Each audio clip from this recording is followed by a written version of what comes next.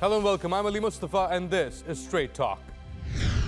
The question of Palestine, with the 70th anniversary of the Nakba approaching, Saudi Arabia is accused of taking sides against the Palestinians. And Turkey's mission to recover its history. We look at efforts to repatriate plundered artifacts from abroad.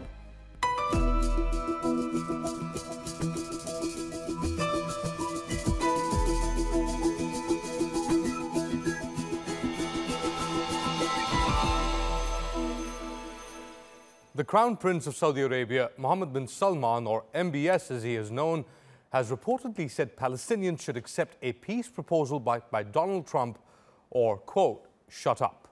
Reports say he made the remarks to a group of American investors during a trip to the United States to meet the US president. It comes as Palestinians have begun marking the 70th anniversary of the Nakba, which is on May 15th. That's when the State of Israel was founded and more than 700,000 Palestinians were left homeless. That event has fueled recent protests in Gaza, and since March 30th, Israeli forces have killed at least 50 Palestinians. And joining me now to discuss this further is political analyst Halim Shebaya and Abdullah Maroof. He's a lecturer at Istanbul 29th May University. Thank you so much for being here, both of you. Let's begin with you. You've just arrived from Lebanon. There have been elections there. Hezbollah has consolidated its position. How does it fit into this whole larger Middle East picture? Well, Lebanese elections are complicated, as you know, just a very diverse playing field with a lot of political players. Hezbollah did manage, as you mentioned, to consolidate his power with a very sizable bloc. It was unsurprising in the sense that most analysts were predicting that they will win mainly the Shia seats. Prime Minister Hariri also won a good block of 20 seats, but it is now much less than the previous elections of 2009. A lot of the Western press saying he suffered. He did suffer, although it's a bit exaggerated, because I think he will return as Prime Minister of National Unity Government. A bit humbled, maybe, as he was expecting maybe more turnout, more votes. And Hariri has been in the news for the benefit of our viewers because of the man behind you who held him captive, or is said to have held him captive in Saudi Arabia. How does Hariri, what's happening in Lebanon then, fit into this whole picture of the Middle East, Israel, Palestine? Very quickly. I mean, the main party that has a significance on the wider Middle East is Hezbollah, of course, because of its presence in Syria and its mainly history with fighting Israel. I think the main thing that I'd be interested to watch would be the development of the new government. Will Saudi Arabia push for a harder line against Hezbollah, because especially if Saad Hariri will form a new government. But in general, Lebanon is a small country. It has less of an effect. It is more affected by what Saudi Arabia and Iran do rather than what it does itself. But Hezbollah is a major player that... Or what Israel does. What Israel does, of course, because obviously Israel, I think there was a comment by an Israeli official, the name escapes me now, he mentioned, or he tweeted right after the elections, Lebanon equal to Hezbollah, because this is what Israel want to do. They want to equate the entire country with Hezbollah so as to justify destroying it if in the potential from war. one end of the ideological horseshoe to the other, from Lebanon to Gaza and Hamas and the protests that are going on there, Abdullah. How does Hamas play into all of this? A lot of reports coming in the Israeli press as well that Hamas has proposed a 10-year ceasefire, according to some reports. Is this even possible in this climate? Well, I don't think that it's as easy as it looks, actually. What is happening in Gaza and all the demonstrations that have been happening since quite a few weeks ago, and they are actually expected to be rising up actually until the 15th of May. That marks the Nakba actually. I don't think that it's as easy as it looks. The Israelis are trying to shape the whole demonstrations that are happening in Gaza in a way that looks as if Hamas was the one who are doing actually all the demonstrations, but actually it's not like that, and it's not as easy as it looks. What is happening in Gaza is related to the blockade that has been happening in Gaza and killing the people in Gaza for about 10 years now, 12 years. And so the people in Gaza are marching by themselves. You could see that there's no officials of Hamas around the people actually, or trying to show the people where to go and what to do. So I don't think that it's as easy as Israel tries to show it. I think that what has been said now regarding Lebanon is the same that is happening regarding Gaza, to show that Lebanon is Hezbollah, and in order to justify destroying it, is the same as showing that the demonstrations in Gaza are related directly only to Hamas, and that justifies destroying Gaza. It's the most densely concentrated piece of land in the Middle East, Gaza. It's not just Hamas. Actually on earth, it's really condensed, and it's not Hamas, as you mentioned. It's not only Hamas. There are many forces on the ground there in Gaza, and it's very complicated as well, because the whole blockade and the siege around Gaza has been affecting every single one, especially even the people that are related to Fatah themselves, because even the Fatah party supporters didn't have one person that hasn't been affected as much is Mohammed Dahlan. Yes. And he has been able to come in, some say play a crucial role at the behest of the UAE and Egypt to bring Hamas and Fatah together. Is that deal, if you can call it that, still relevant with what's happened in Gaza? I don't think so. I don't think so. I don't think that it says that the East and the West can be gathered together. The sunrise and the sunset are two different things, and East and West are two different directions, and this is the same as Hamas and Fatah as well. I want to bring in Halim very quickly here as well. This is what's happening in Lebanon and in Gaza. Pull back a bit, and you've got Donald Trump, you've got Israel, you've got this character, Mohammed bin Salman, all trying to influence not just what's happening. And going back to Mohammed bin Salman, he specifically said that if the Palestinians, in the last several decades, the Palestinian leadership has missed one opportunity after another and rejected all the peace proposals it was given. It is about time the Palestinians take the US, quote-unquote, proposals and agree to come to the negotiations, or shut up and stop complaining. These comments he made on the 27th of March. Should Palestinians stop complaining if they don't accept?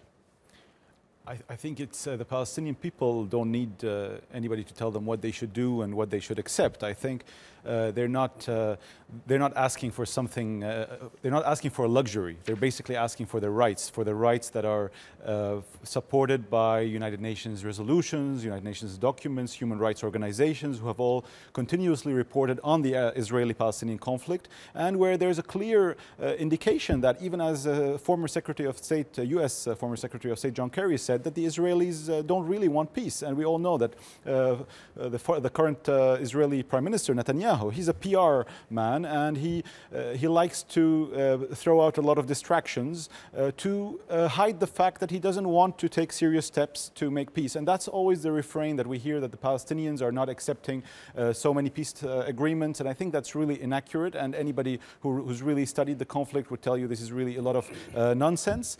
But also, I think, yes, in a sense, the Palestinian people now are, or I don't speak in the name of the Palestinian people, of course, but I think for the Palestinian issue to be resolved, a lot of eyes are now on the Trump administration, given what they did in Jerusalem. The Iran deal, US President Donald Trump has scrapped the Iran deal. What does this mean for the region?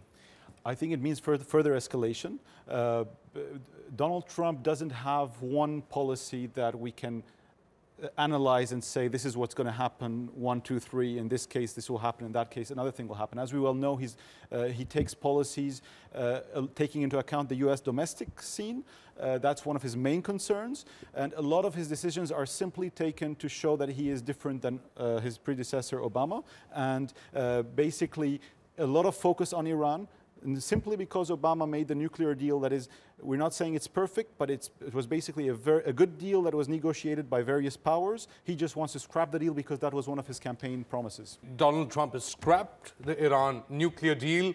How does this affect the Middle East? How does it affect Palestine? I don't think that it will affect Palestine more than it is being affected already. Palestine has been suffering, and the Palestinian people have been suffering now for 70 years.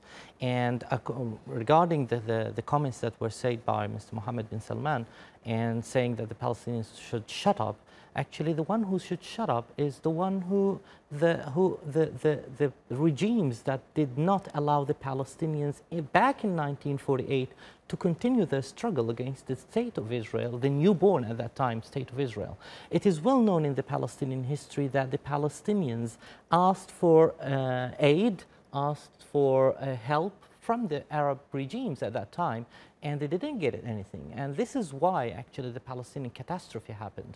And that is one of the reasons, the main reasons for the Palestinian catastrophe. So someone cannot come and now. Palestinians say continuing catastrophe since. And nobody can come now and say that we have already given you everything and you should shut up. Actually, the one who should shut up is the one who did not aid the Palestinians. Well, they're talking about the past. Moving forward very quickly, and I'll get Halim in this as well, very quickly moving forward, where does the Palestinian struggle go with a fractured Mahmoud Abbas, who just recently had to apologize for comments that he made regarding the Holocaust, which he said were misconstrued. The Palestinian leadership is aging. Hamas has new leadership. Where do the Palestinians go from here? I'll start with you, Abdullah. Well, actually, I don't look at the Palestinian issue as being related to the leaderships, whether Hamas or Fatah, because both of them have their own agendas and their own projects that are related to their own which they claim ideologies. are to represent the people. Yes, but the Palestinian people do not have any voice now, according to the Palestinian regime, the Palestinian official side. Actually, the Palestinian people have already showed their determination towards their freedom. As easy as that. Give us our freedom, give us our land, and that's easy. And I don't think that that the whole situation in the Middle East could affect the Palestinian people's determination towards their cause, solving their cause by their own Palestinian, if I could say, people way. And I don't think that it will affect them more than it has already affected the Halim, where do the Palestinians? Halim, where do the Palestinians go from here? I think that the Palestinians are in a very difficult situation. They've been fighting for their rights. They have very little support, as was mentioned. And I think going forward, the only way would be to refocus on Arab unity, to try to support the Palestinians in their demands. But as it is now, I think we don't have a lot of good options, given that, especially if the Trump proposal wants to go forward, and with a lot of what we've been hearing, we listen to him speak about the Israeli-Palestinian conflict, and I don't think I've ever heard him speak about Palestinian rights. It's always as if he wants to show that he's Israel's best friend, and he's going to do whatever he wants to do for Israel. I think until the moment, I think there should be pressure to get President Trump, because of his influence on the international stage, to recognize that Palestinians have rights. I think once that is done, one could start talking about proper negotiations, because negotiations without understanding the problem would really be futile. They'd just be offering a solution without really understanding the situation, which is what I think the current US administration is doing. That's a good point to end the discussion. Thank you so much, Halim. Thank you. Thank you.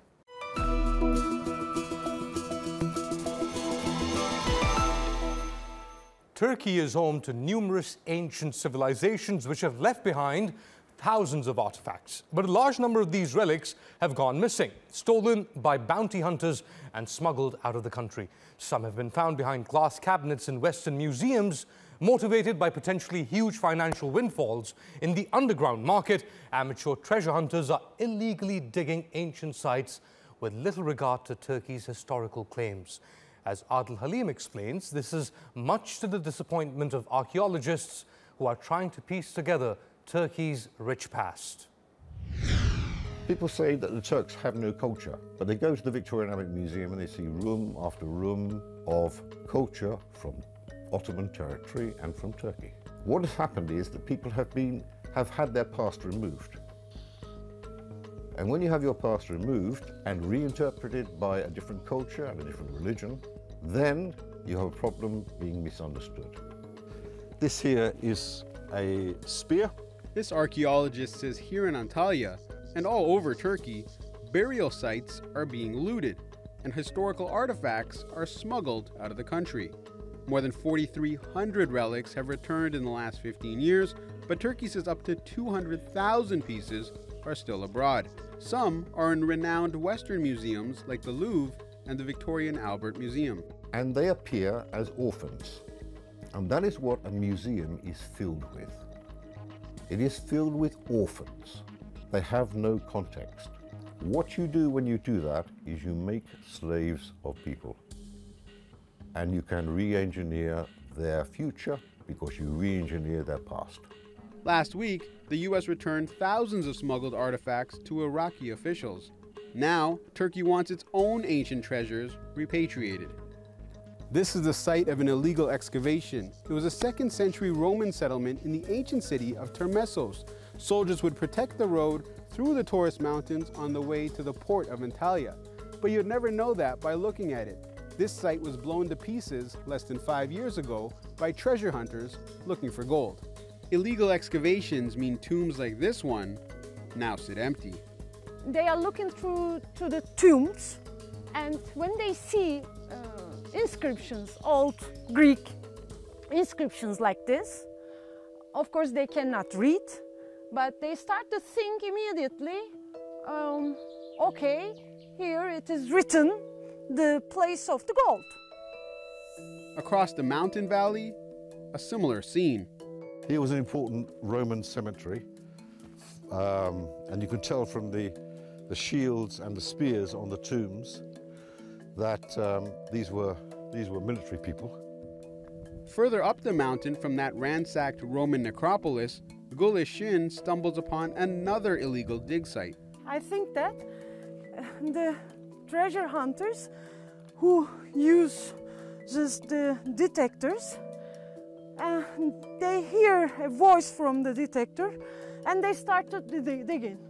Finally, I think again they couldn't find anything, but the place is destroyed again. You see how terrible. But there is hope. Last September, the Roman sarcophagus of Hercules was returned from Switzerland after being smuggled abroad 50 years ago. It's now on display at the Antalya Museum, steps from this Hercules statue, which was repatriated from Boston.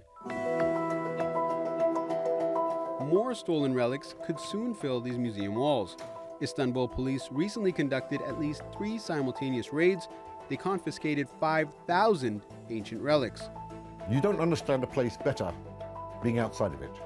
But unfortunately, to understand Turkish culture in the past, you need to go outside of it today. These archaeologists fear this stolen part of the country's rich history could be lost forever. Adil Halim, Straight Talk, Antalya.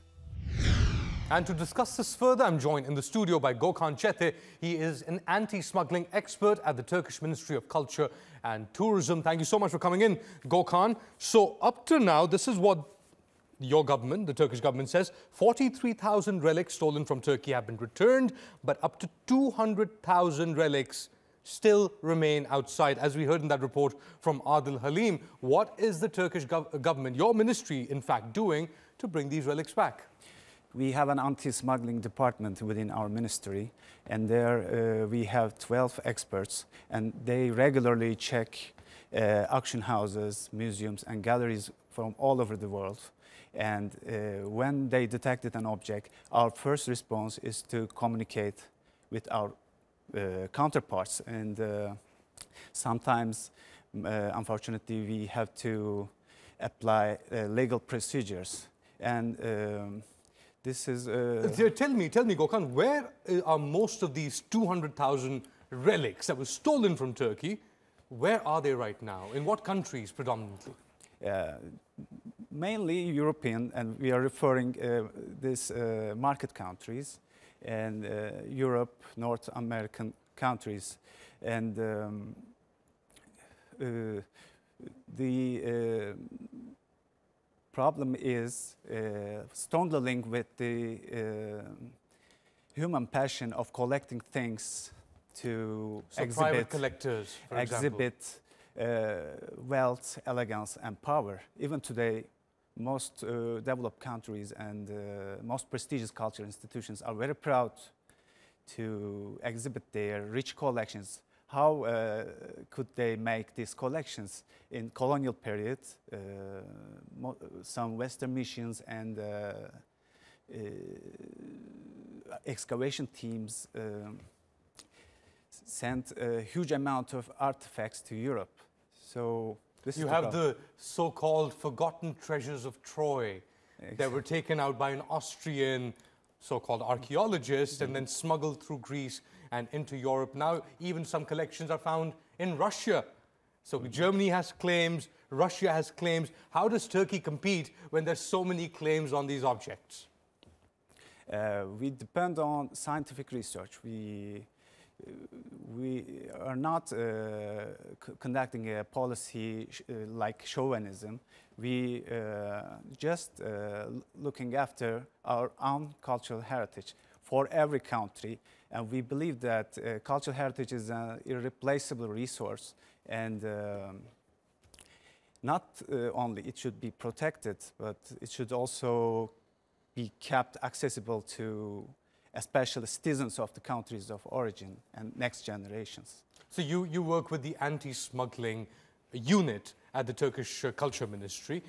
What does this entail? Because on the one hand, you have artifacts which have been dug in or stolen from Turkey, but with the Syrian war, you also had Syrian artifacts being smuggled into Turkey and then onwards elsewhere. Tell us about that. We are very working in collaboration with our colleagues all over the world for this issue, because intergovernmental bodies also get involved in this question. So yes, our law enforcement seized a certain amount of objects coming from Syria, and on several occasions our ministry declared that these will be returned to their homeland after the conflicts end, and because they are subject to penal courts. So the material that you get from Syria, for example, the artifacts, relics, will be returned back to Syria or Iraq. Exactly. But we don't know when. After conflicts end, and these courts proved that these objects came from Syria. But then can't the Western countries where Turkey finds its objects in, one of their things that, you know, these artifacts should remain in Germany or Russia or Greece because maybe the Turks or the Turkish government can't take care of these relics. What would you say to that? I think this is not an accurate argument, because Turkey has a strong infrastructure, has invested a lot in cultural heritage studies, and we have a lot of laboratories, museums with enough experts, enough funds, and enough equipment. I don't mean we are not open to collaboration, but okay, we'll keep it for you. It doesn't sound me like international collaboration. So as I said earlier, cultural heritage is a unique resource and irreplaceable, and it's so important for the education of next generations, and ideally they should be exhibited in their homeland. You've got UNESCO as an international body taking care of looking after heritage sites, and you've got the UNESCO World Heritage List as well. Are there any other international norms, standards, laws by which Turkey can claim that these relics be repatriated to Turkey? Yes, our main reference text is UNESCO 1970 Convention, and their role is unique in creating new tools and promoting their implementation. But the most important thing is national legislation of different countries. And UNESCO presents a good platform for us, international platform, but all countries involved in this question must have a standardized national legislation. Have you recently been part of any anti-smuggling unit that has caught relics from being, or stopped relics from being transported outside of Turkey? Can you give us a few examples? I can tell you about the Herakles sarcophagus, which came back in Turkey in 2017. First, we learned the existence of the sarcophagus by a note sent by Swiss authorities to Turkish National Police. And Swiss customs seized an undeclared sarcophagus in Geneva. And after their preliminary research, they came to a conclusion that this may have come from Turkey. And Turkish and Swiss prosecutors opened investigations. Ministry carried out scientific research, and we found out that this has been excavated and unearthed in Perge, near Antalya, an ancient Roman city. Finally, Geneva chief prosecutor decided the return of this artifact, but possessors at that time appealed this decision in Geneva court. Geneva court's decision was also in favor of us, but then this time they appealed in Swiss High Court. But for some reason they preferred to withdraw their appeal, and we were able to bring it back to Turkey in 2017. And that was a very significant development for your department. Yes, it's a good success, and also it's a good example of international collaboration. On returning artifacts to countries like Turkey. Gökhan Çete, thank you so much. My pleasure, thank you.